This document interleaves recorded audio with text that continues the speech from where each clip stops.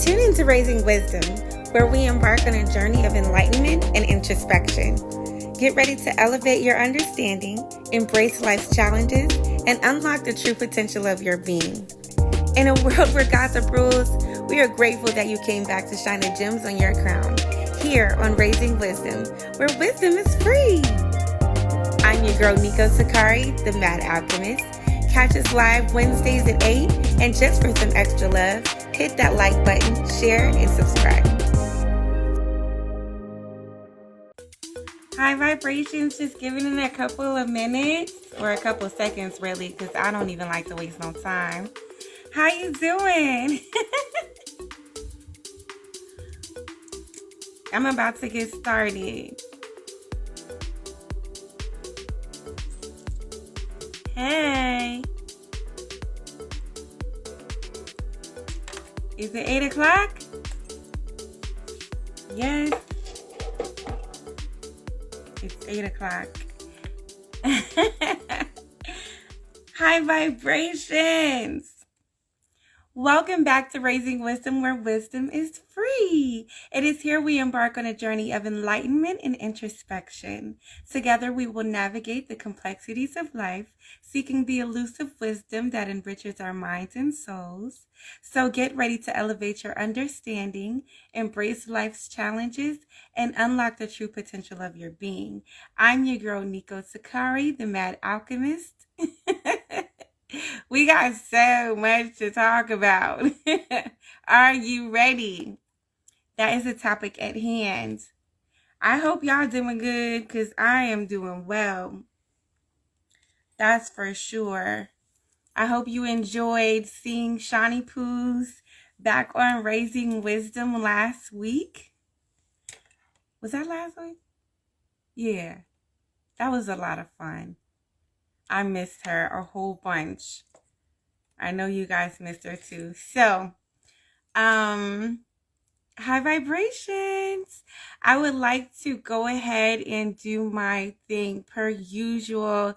Let's find out what's going on in the cosmos, because I have so much information that I prepared for this show.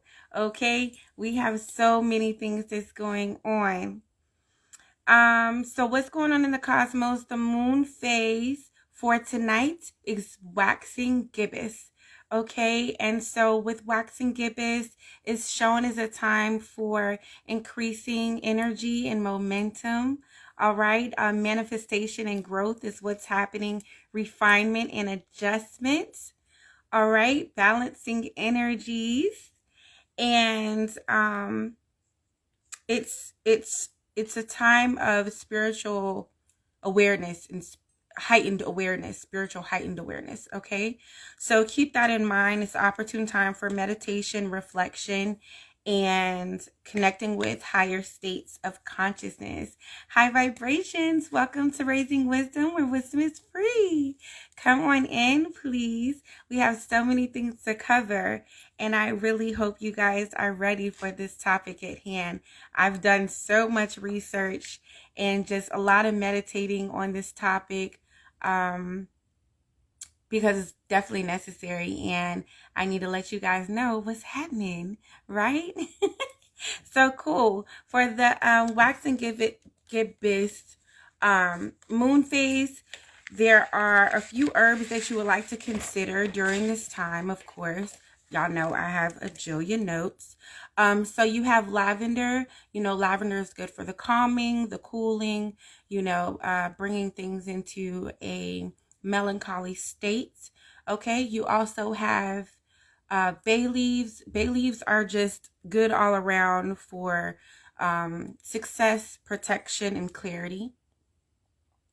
There's also mugwort. I love mugwort. Y'all can smoke mugwort. Just in case, I'm an herbalist at the end of the day. So mugwort is believed to enhance intuition, psychic abilities, and dream work. Okay, so in a space of heightened awareness spiritually, mugwort is definitely good to utilize, whether you use it in a tea, you smoke it, or or you sprinkle it in your tub. Okay, use it as you will.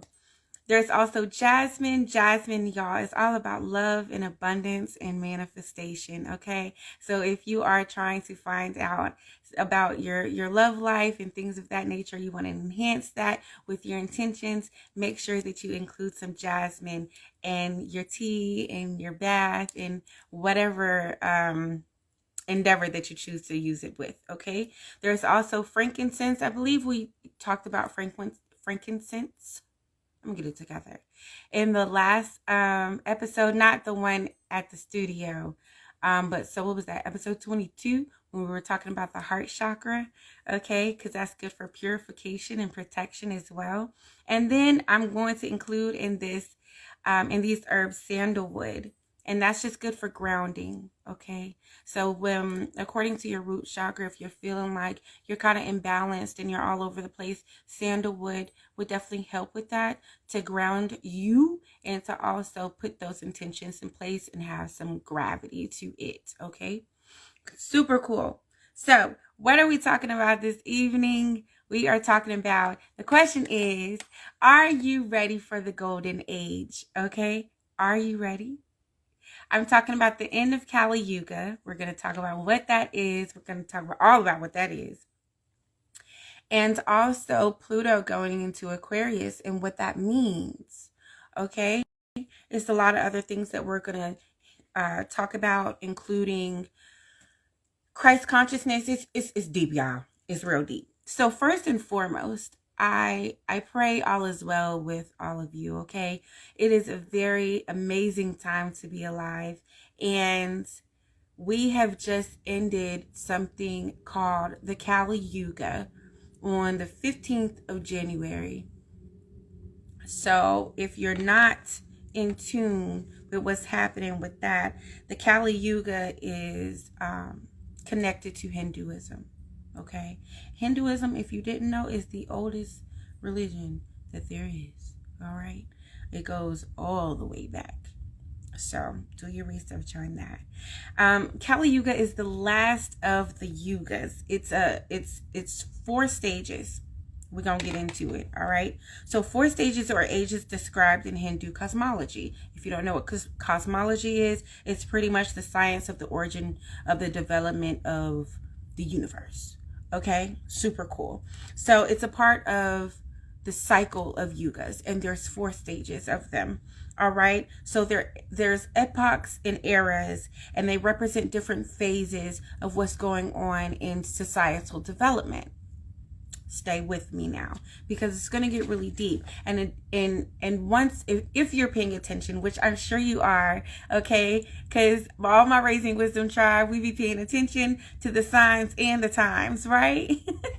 So yes, there's 4 stages. Let me just go through them really quick, and then we're going to hop back onto the golden age. All right, so the 4 yugas are the Satya Yuga, that's the golden age. The Treta Yuga, Silver Age. The Vapura Yuga. Let me pronounce that correctly. And that's the Bronze Age. And Kali Yuga, that is the Iron Age. And that is the age that we just left. All praises to the Most High. Hallelujah. Goodness gracious. Now, the Kali Yuga is considered the age of darkness, deterioration, and a decline in righteousness, everybody, like dharma. Okay, so according to Hindu tradition, each yuga has its specific duration, and I find it really interesting because these durations last between 432,000 years, and 432 is a very important number, because there's 432 hertz. That frequency is connected, is connected to the consistent pattern of the universe. Very nice. Very nice collaboration as well. So it's characterized by a decreased value in virtue, an increase in vices, and general decline in moral and spiritual values. Now, if you're paying attention, of course, to everything that's going on spiritually, mentally, where everybody clearly has lost their mind. Okay, just what's going on in Hollywood, what's going on TV, what's going on in society, what's going on in relationships with individuals. It is a complete moral decline. This is it's craziness. It is definitely craziness that's happening right now, and unfortunately, if you're a religious person or you come from a religious background, we would identify this time with the end. Okay, we would identify this time with things breaking down in order for the world to end, if you will. However, I am huge on etymology, and when we're talking about the world ending, we're talking about an age ending. Okay, we should know that by this time. Now that you know all of that stuff, let me expound on Kali Yuga and what we just left, so you can identify more what it is and what's about to happen next. Okay, so Kali Yuga is said to be marked by widespread corruption. We see widespread corruption everywhere, in every country for the most part. Dishonesty, people love to lie, no problem, no consciousness, conflict, and general deviation from virtuous living. However, it is believed that in Kali Yuga, one can achieve spiritual progress through devotion and inner purification. So what that is pretty much saying is that just because we're pretty much living in hell does not mean that you're not capable of elevating yourself to a higher frequency, to a higher vibration, okay? And that's exactly what you're going to be wanting to do. And I hope that's what you've been working on throughout this period in time of enlightenment and awakening, because Kali Yuga just ended. So that means that we're going into the golden age. Why does that mean that? Okay, cool beans. When Kali Yuga ends, according to this cycle span, things just start back over. Okay, it's never ending. It's eternal, if you will. And the next stage, after complete corruption and moral decline, of course, we would need a breakthrough, and that's where the Satya Yuga comes in, the golden age. Now, I'm going to tell you how this correlates biblically as well, but just pay attention. The next thing that we need to expound on is Pluto in Aquarius. Now, if you've been paying attention, then you probably have heard about Pluto in Aquarius, Pluto in Aquarius, Pluto in Aquarius. So what does that mean, right? Well, I'm glad you came to class. Pluto is associated with transformation, power, regeneration, and deep psychological processes. Okay?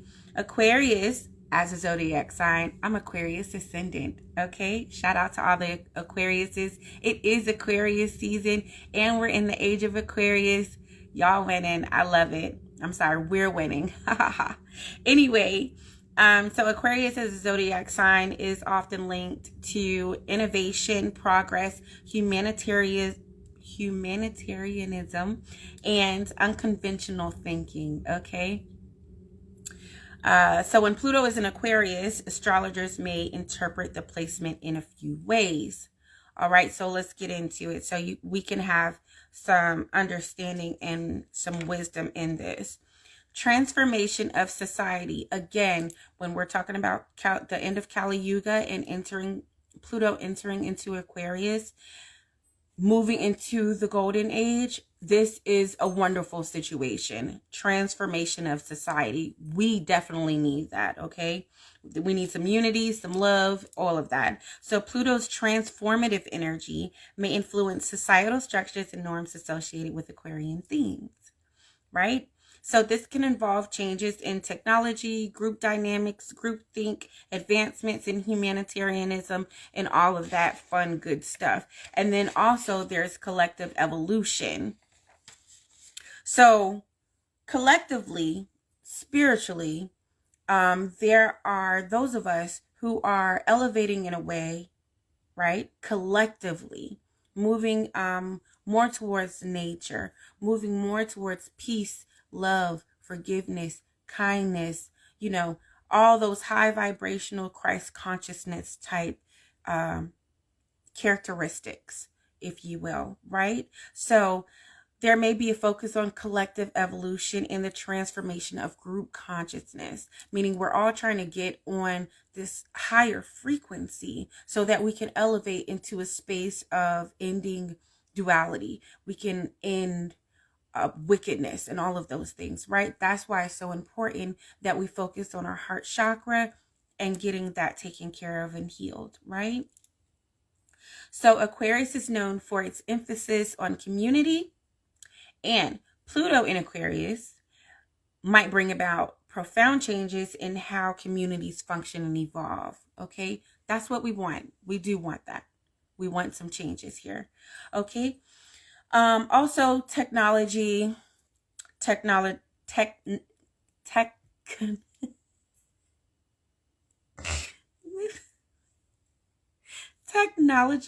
revolution. Y'all, forgive me. Just give me a second. Man, what? I had to drink my tea, y'all. Okay, so technological revolution, okay? You know that we're moving into this age of AI, and so people look at it like, oh shoot, that demon is out the bag. Now, of course, in duality and polarity, there are it's always the good and the bad, okay? You can use this technology for good, you can use it for evil, right? So Aquarius is often associated with innovation and technology, and Pluto's influence could significant. I don't know. I just don't know what's going on with my throat chakra. I'm so excited. I can't even get my words out. So let me start over. Pluto's influence could signify a transformative period in technological advancements. So this may include a breakthrough in areas like science, communication, and information technology. I really hope that in this space that we become way more telepathic than ever before. I'm not sure how other races are, but I know as an indigenous Black American, okay, I know that we got some telepathy going on because we can look at each other and know exactly what we're talking about, if you know what I mean, right? Y'all let me know, other races, if you're in the building, do y'all have that same thing going on? Okay. I seriously, I would love to know. So let's talk about the effects of these changes. Now that we understand what it means for Pluto to go into Aquarius, and we just ended Kali Yuga and we're going into the golden age. What does that even mean, right? As far as how does that affect me? How does that affect you? So what's interesting about this is that you have the positive effects for high frequency beings, high vibrational beings, and you have negative effects for low frequency and low vibrational beings, right? So because everybody's not on the same page, as we can see, there's a split between the two, and that goes back, of course, to all of this adds up and ties in high vibrations. The episode that we had in regards to separating the real from the fake, the wheat from the tares, right? Because you're going to have to pick a side. There is no lukewarm. So for all my religious folks who come from a religious background, you know what that means. Can't nobody be lukewarm. You got to pick a side. Either you in or you out. You know what I'm saying? So the positive effects for high frequency, high vibrational beings like myself, like you. Let's see what's in store for us, okay? So spiritual evolution. I know you can feel it. Some believe that the ending of Kali Yuga and the transition of Pluto into Aquarius symbolize a shift towards higher spiritual consciousness. High frequency beings may experience a period of spiritual awakening and increased awareness. Y'all, when I tell you the downloads have been downloading, the frequency the solar. Have y'all been looking at the sun? Have y'all been sun gazing? Oh my gosh. It's so beautiful. I almost cried the other day. Y'all know how I cry at the drop of a dime. But it was so beautiful. And the sun is like, it's different. It's very much different. It's almost like white. It's really, really bright, but it's beautiful. And I just, every time I look at it for too long, I'm almost about to cry because I can feel that there's a shift. And I'm so excited. Please get us out this hellhole. The next thing is innovation and progress. Okay, so Aquarius is associated with innovation and progress, as we talked about before, and the influence of Pluto can bring about transformative changes. Okay, and high vibrational individuals like us may find ourselves more aligned with positive advancements and collective well-being. Can you put a 9 in the chat? Am I clear? Okay, if you are a high vibrational being, high frequency being, there's an energy that can be felt just upon, coming in contact with another high frequency, high vibrational being, right? It's a feeling of unity. It's a feeling of transformative progression, right? It's a feeling of what's the word I want to use? We're tribed up, y'all. Okay? We tribing up. And I can feel it. I love it. I know you can feel it too. So increased unity and connection, right? Exactly. Why are you trying to mess me up, yo? This is for educational purposes only. What's up? All right, so let me try this again. Yes, increase unity and connection. So Aquarius is often linked to community and collective consciousness. Okay, so high vibrational beings like ourselves may experience a greater sense of unity, interconnectedness, and a desire for positive collaboration with others. And most of us are definitely tribing up, looking for our soul tribe and things of that nature. And if you haven't found yours yet, but you're here at Raising Wisdom, baby, you're a part of the tribe. Welcome, okay? High vibrations. So on the other end of things, there's negative effects for the low frequency, the low vibrational beings, okay?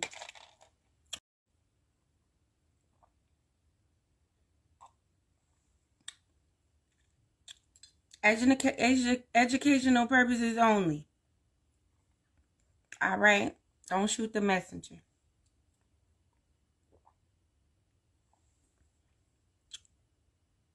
May we continue. Okay. High vibrations. Welcome to Raising Wisdom, where wisdom is free. And we're back. We had some technical issues. IG don't want me telling the truth, but it's okay. This is for educational purposes only. We are talking about, are you ready to enter into the golden age? We just ended Kali Yuga. We just came out of there and we are entering the golden age. Pluto is in Aquarius.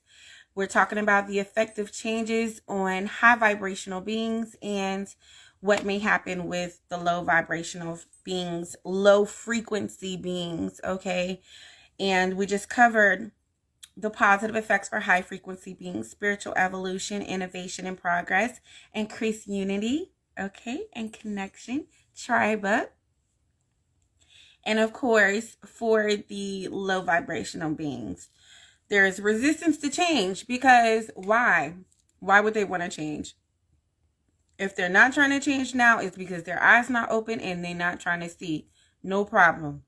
Low vibrational individuals may struggle with the transformative energies associated with Pluto going into Aquarius, the resistance to change and attachment to old ways of thinking. Some people want to hold on, okay? I don't know why, but they just want to hold on. Maybe because they're comfortable, maybe because they haven't done their shadow work, they're not ready, but they're still trying to hold on to this system. unfortunately. They want to stay in the matrix.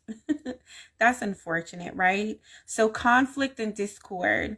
Pluto's influence can bring about intense transformative energies, as we spoke of previously, and that results in conflicts and power struggles, right? So as we can see right now, politically, wars, all this nonsense that's going on with the so-called leaders of the free worlds, democracies, and things of that nature. Everybody fighting. It's a lot of conflict. It's a lot of discord. And again, for all my religious folks, if you remember back in on into Revelation, right? It speaks about wars and rumors of wars coming to the time of the second coming of Christ, Christos. Okay, now I know you know what I'm talking about, so let's get more into it. Raising Wisdom Tribe, follow me, because we are very much more spiritual and outside of the religious box for the most part, but it's okay, because as long as you are doing right spiritually, aligning yourself with Source, with the Most High, that's what we value. That's what we value here at Raising Wisdom. You know what I'm saying? It's a no judgment zone, boo. So cool. Low frequency, low vibrational beings will have that conflict and discord. They will also have struggles with collective shifts. They're looking at us like, you weirdos, okay? What's going on? They're still, of course, stuck in the matrix, stuck on these blogs, stuck paying attention to everybody else's business, not using their time wisely. All this. They maintain their egos, having conflicts within their homes, destroying their homes, doing things to dishonor themselves, dishonor their family, dishonor their wives and husbands, things like that. We ain't got time for all of that, right? It's time for something new. So the collective shifts associated with the ending of Kali Yuga and the movement of Pluto into Aquarius may be challenging for those who resist or fear change. Okay? Like, you can't be scared. Don't be scared. If you're scared, go to church. I'm sorry. Low vibrational beings may find it difficult to adapt to the evolving societal structures and values. So let me hurry up and move this along, because we got a few more other things to cover to bring it all together now. All right. So this is all spiritual and metaphysical, of course, right? And there is a notion of Earth splitting into two frequencies. The vibrational frequencies and conscious shifts, right? So the idea that there's a transition of the splitting of a split occurring on the Earth, okay? So pretty much the different vibrations are splitting up into two. Okay, so you got the higher frequency Earth and you have the lower frequency Earth, almost like heaven and hell. You can put it like that. So the higher frequency Earth is associated with positive changes, spiritual awakening, a higher state of consciousness. Those who are considered to be on a higher vibration and higher frequency may be exploring all of these harmonious existence in connection with the higher dimensions, okay? Because we are interdimensional beings. Don't forget who you are. Remember that, okay? This is just an avatar. Real cute, real pretty. But it's the inside, it's the spirit. That's what matters. That's what we need to be healing, paying attention to, listening to, connecting with the divine source, okay? The ultimate, the one. So lower frequency Earth, okay, something like hell, right, is associated with the continuation of lower vibrations. The lower vibrational state, the consciousness is bad, conflict, wars, lack of awareness, okay? Individuals who are perceived to be on a lower vibration frequency may continue to experience challenges and difficulties because they're just not ready, Okay, they're just not ready. And some of these folks not even real. I'm convinced. I'm convinced they're just here as plants, okay, to try to knock you off your balance, because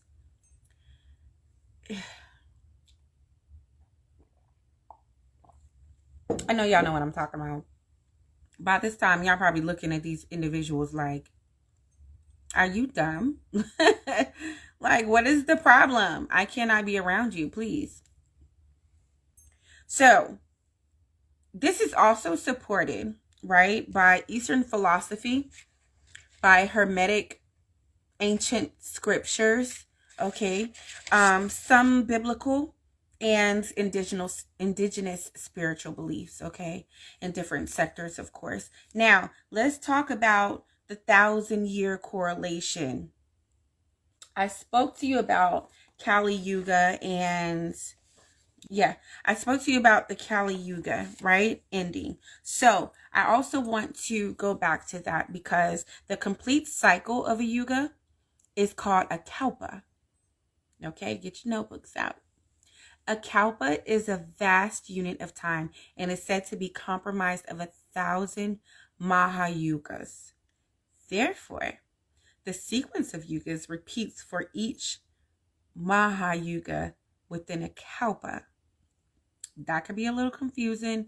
Rewind it, play it back, okay? However, this is a correlation with, if you come from a religious background, or you're just a scholar and familiar with biblical text or any ancient text, then it has a correlation of the 1,000-year period. So the 1,000 years of peace is a concept that's found in Christianity.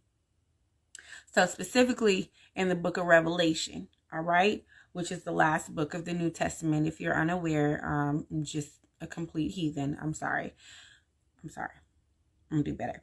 According to Revelation 21-6, 1 through 6, it is described as a period of time during which Satan is bound and Christ reigns on earth.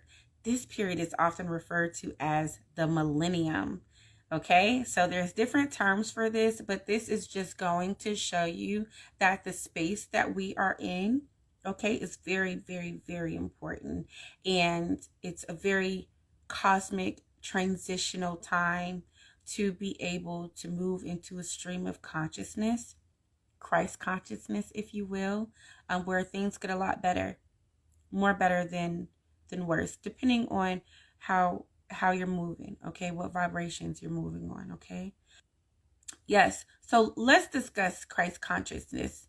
High vibrations, welcome to Raising Wisdom, where wisdom is free.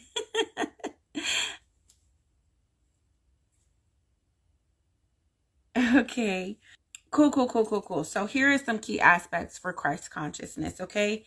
Universal love and compassion, of course, and Christ consciousness is often associated with embodiment of unconditional love.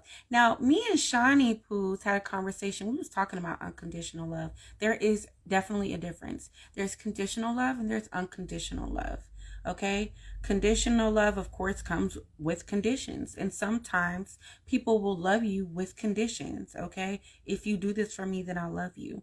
Okay? If you might ride or die, then I'll love you. You know, stupid stuff like that. And then there's unconditional love. The way a mother loves her child is completely unconditional. The way the Creator loves us is said to be unconditional, right? So that's unconditional love. What Christ speaks of when it comes to love, that's unconditional. What Corinthians speaks of when it comes to love is unconditional, right? So, yes, that involves unconditional love, compassion, and forgiveness. Now, y'all know how I feel about forgiveness, and I promise you I'm working on it. I am actively, legit working on it. And what I can tell you is that I'm better than last week. And I'm better than the week before last, too. So, y'all keep your girl uplifted. Okay? It emphasizes the idea of embracing and radiating love toward oneself and others.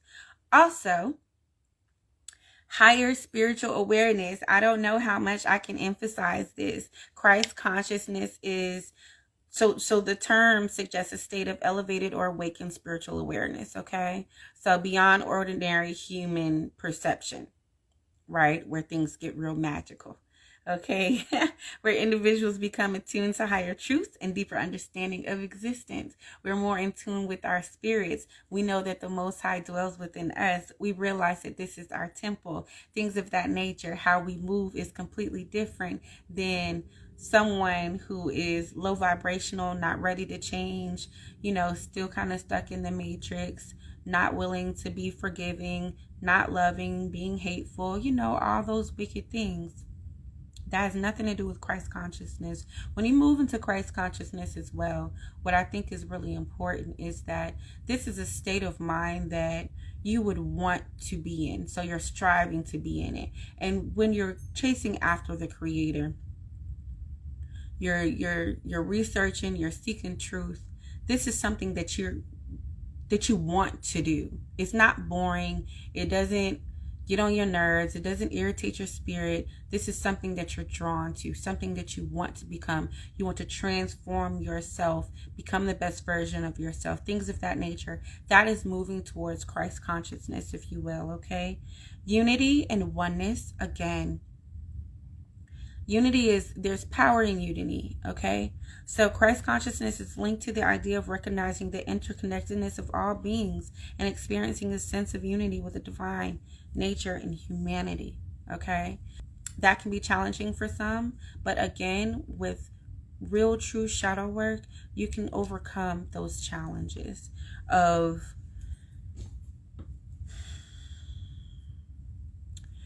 seeing, how can I put this without being rude, okay?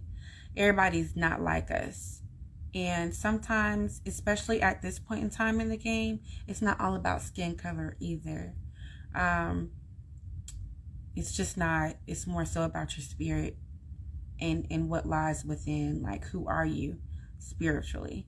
What does your spirit look like? Because our skin, high vibrations. I'm happy to be where I'm at with all this beautiful melanin. However, that's not the end all be all when it comes to a shift in the consciousness. You understand what I'm saying? Anywho, moving right along. So, living in alignment with spiritual principles. Okay, so those that embody Christ consciousness are thought to live in alignment with spiritual principles, universal law, law of the land, things that make sense, okay? Things that make sense. You're not going to do things that go against nature. You're not going to do things that go against, you're not going to do things that go against the way of how we should live communically, if that makes sense. I hope so. So with spiritual principles such as compassion, kindness, humility, and selflessness, we're not embodying into this selfish space, into this selfish world. We think more of others, right? It involves living a life guided by higher virtues. You're not comfortable with just being ordinary, okay? You want to rise above that. You're not comfortable with watching someone do bad to someone else. You understand what I'm saying? You have the will to want to speak up, right? Speak up for what's right. You want to have the will, you will have the will to speak truth to power, tell everybody, guide people on a higher moral conscious frequency, right? That's what Christ consciousness is definitely about. Inner transformation. We talk a lot about taking care of you on the inside, okay? Doing the work. And that's, again, we go back to the shadow work, y'all. You got to do your shadow work, okay? So the concept suggests a transformative inner journey where individuals undergo a spiritual awakening and shift in consciousness, and involves the release of ego attachments and the realization of one's divine nature. So that's moving to understanding your divine purpose, okay? Ego is not attached to that. Ego has no space in that whatsoever. I don't know how many times I got to reiterate that again, okay? The ego has to die. The ego has to die in order for your spirit to thrive and live. So Christ consciousness attributes and refers to a state of elevated spiritual awareness characterized by qualities such as unconditional love, compassion, and unity, right? Okay.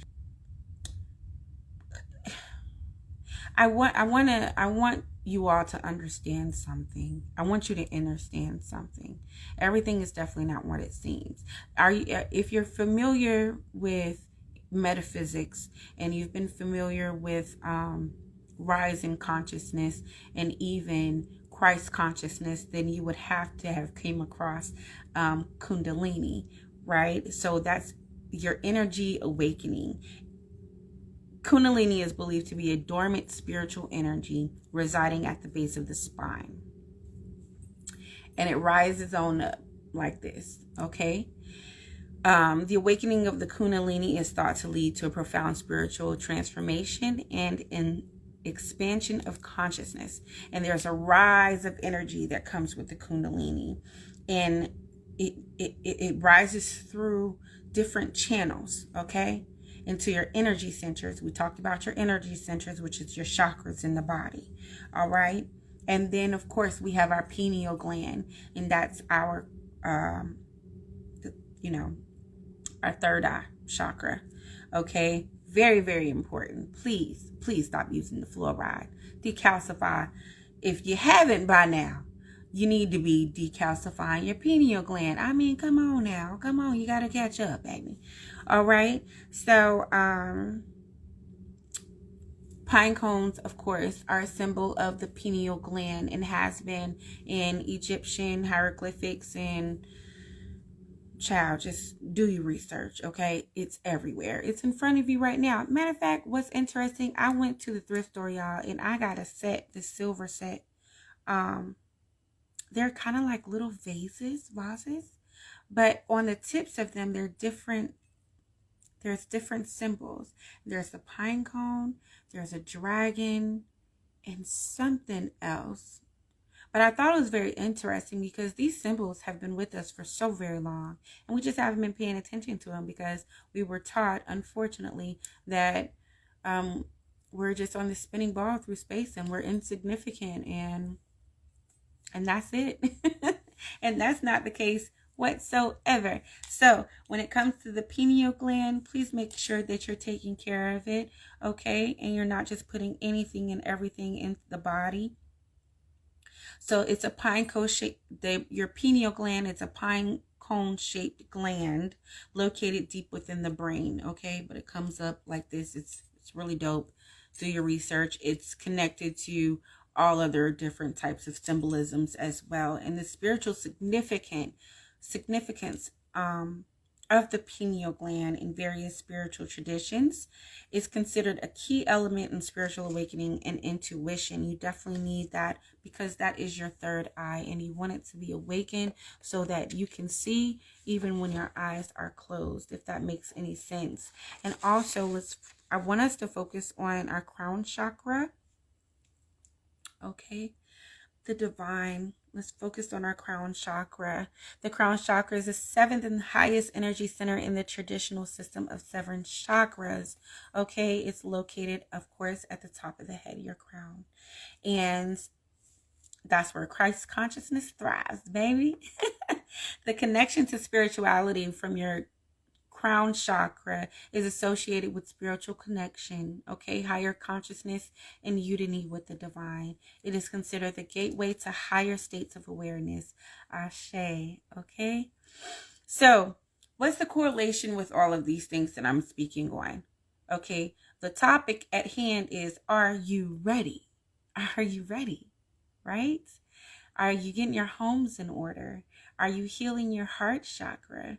Okay? Are you moving to a space to where you're actively forgiving and you're being a kinder person? You're being mindful of what you speak through your throat chakra. You're being mindful of what you listen to. Okay? You're being cautious of how you take care of your temple. Correct? So the energy flow, the awakening of the Kundalini, is often described as a process of energy rising through the spine, reaching the crown chakra, right? That's Christ consciousness. The energy flow is believed to activate the pineal gland and open the individual to higher states of consciousness. Y'all, this is how it all comes together.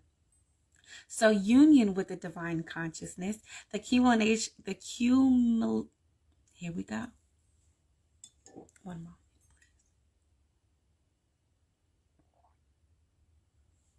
more. I begin excited. This process is sometimes associated with Christ consciousness, okay?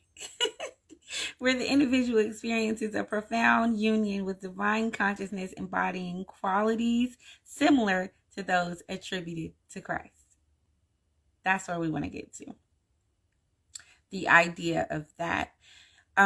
So what do we do?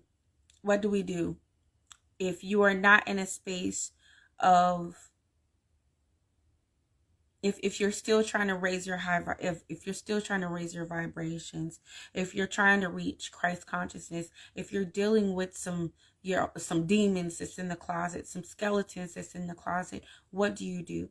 My first thing to do would just be to let go and surrender. Just completely surrender. Okay? Let your spirit be able to go back and heal. You gotta heal. All right? And then you rebuild yourself. And that's, whatever that looks like, is okay. Okay? If that means you look on a hot mess for a week, okay, maybe a month or two, that's fine. As long as you're doing the work, that's what matters. So, self-reflection, engage in deep self-reflection and inner inquiry to understand one's beliefs, emotions, and thought patterns. Sometimes you gotta do a demolition and rebuild, okay? So there's nothing wrong with that. Mindful practices, cultivate mindfulness through practices such as meditation, contemplation, or other forms of present moments of awareness. I advise you to be still. I advise you to pray. I advise you to think deeply and go into solitude, not in a space to where you can drive yourself into depression, but make sure that you're in a quiet space so you can hear, okay? Because you will get downloads. You will get downloads if you're seeking higher consciousness, if you're seeking a relationship with the divine, with the y'all, all right? Unconditional love and compassion. Woo! Isn't that fun?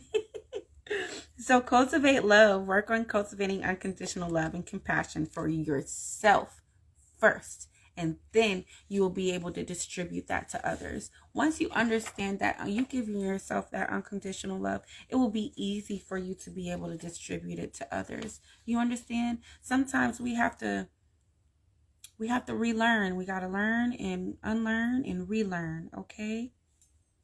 And that's okay. Some of us wasn't taught the right way to love, and that's okay too.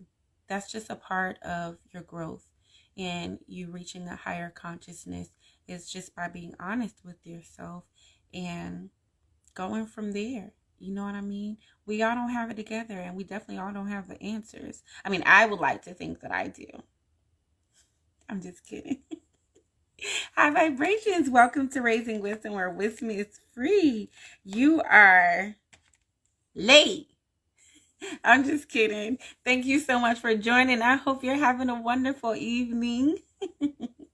So, of course, it goes back to forgiveness.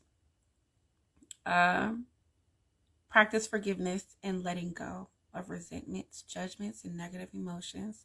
You gotta let it go. Okay? That's for me too. And that's really hard to do. Okay? That's hard. Especially for me. But I told y'all I'm better than I was last week and the week before that. All right? High vibrations and holy hallelujah. I hope you're better than you were last week and the week before that too.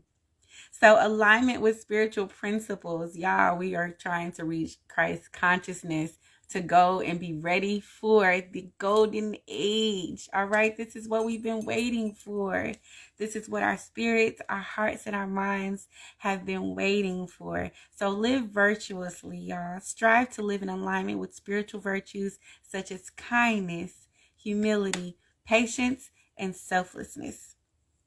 Embrace ethical conduct and moral values in daily life. Incorporate that, embody that, be an example of that. Be a light and example to others. My favorite affirmation on doing my mirror work, y'all. In connection with higher self. Hey, learn your ancestors and your spirit guides, okay? Stop acting like they don't exist, because they do. Okay, the more that you freaked out by it, the more it's just gonna take you longer. Get over it. And seek inner guidance, okay? Develop a connection with one's higher self or inner guidance through practices that enhance intuition and spiritual insight.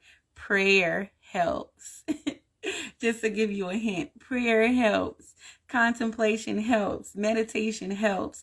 Engage in prayer, contemplation, or rituals that foster a sense of connection with the divine, okay?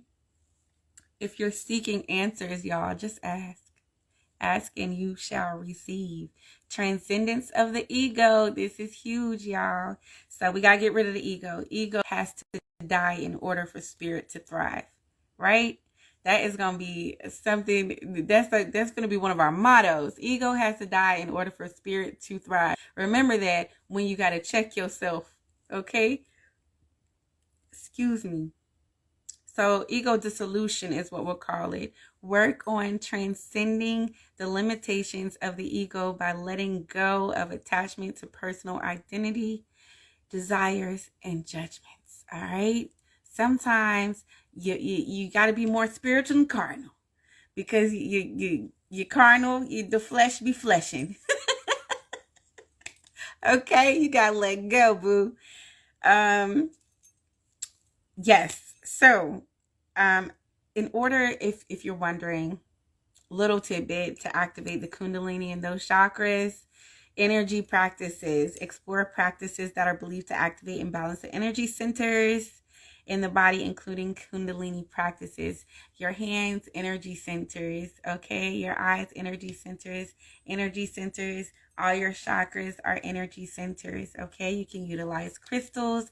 If you love Reiki, you're going to be back every time, okay? I'm going to be back every time. We almost done. Hey. I'm going to wait.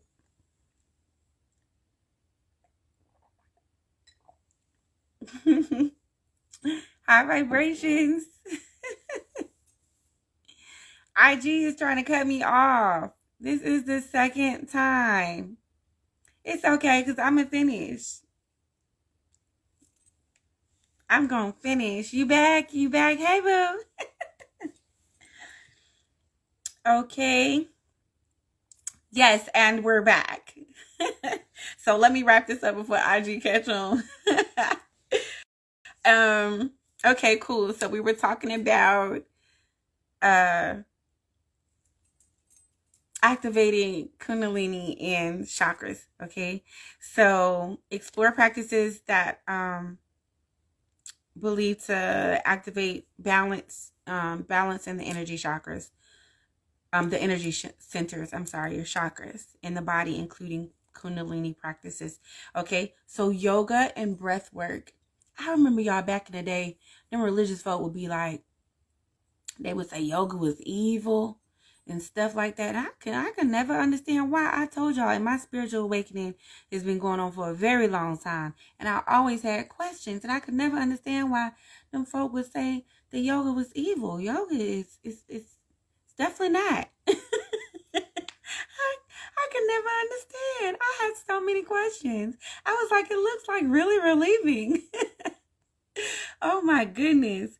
But yoga and breath work, yes, there is a certain thing. It's breath work. You too? Girl, there is a certain thing as breath work. Get into it. Look into it, okay? It's amazing what breath work can do. Breath work is even linked to regulating like certain things in the body medically. Very, very, very cool stuff. So yes, please do your research with breath work. All right.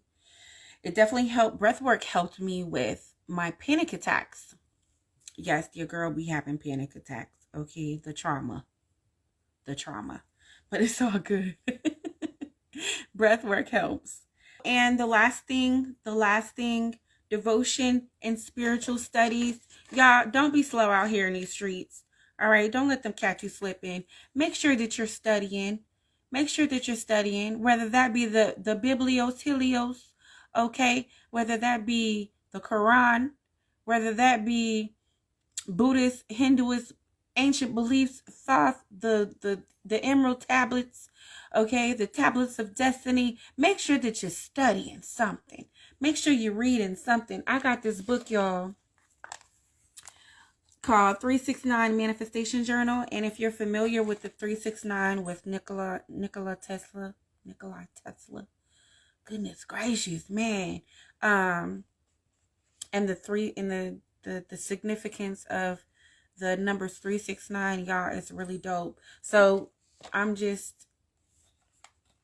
not being paid for this, but this is really cool because I love you guys, and it's a manifestation journal. So pretty much you're just like manifesting things, and you do 369. So like you'll do 3 times in the rising, 3 times in the afternoon, and 6 times in the afternoon, and 9 times in the evening. And you'll just write down your affirmation. It's really dope. Okay, it definitely will correlate with your Ultimate Planner 2024 Raising Wisdom Edition. Shout out to all of y'all that got it already. I'm so very grateful. It does definitely take a long time because there's a backlog for publishing. So it's a hot ghetto mess. But thank you guys for sticking with your girl and still getting them anyway. When you get them, like me, I'm still waiting. Then it's going to be dope. Unfortunately, like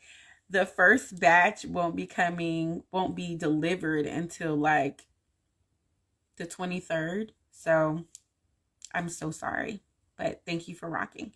Okay, cool. So I definitely cannot leave you guys without saying, be a service to others when in this space of reaching Christ consciousness. Don't let them take you for a fool. Absolutely not. Okay, don't let nobody play with you. Stop letting people play with you in your face. I know that's right. Now, I listen, IG, we appreciate y'all, okay? But you be tripping just a little bit. YouTube, this is for educational purposes only. So let me give y'all some affirmations because they trying to get rid of me, y'all, but they can't get rid of me, okay?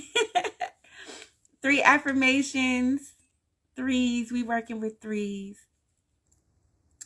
Number 1, I am a vessel of divine love and compassion, radiating light to all beings. Okay?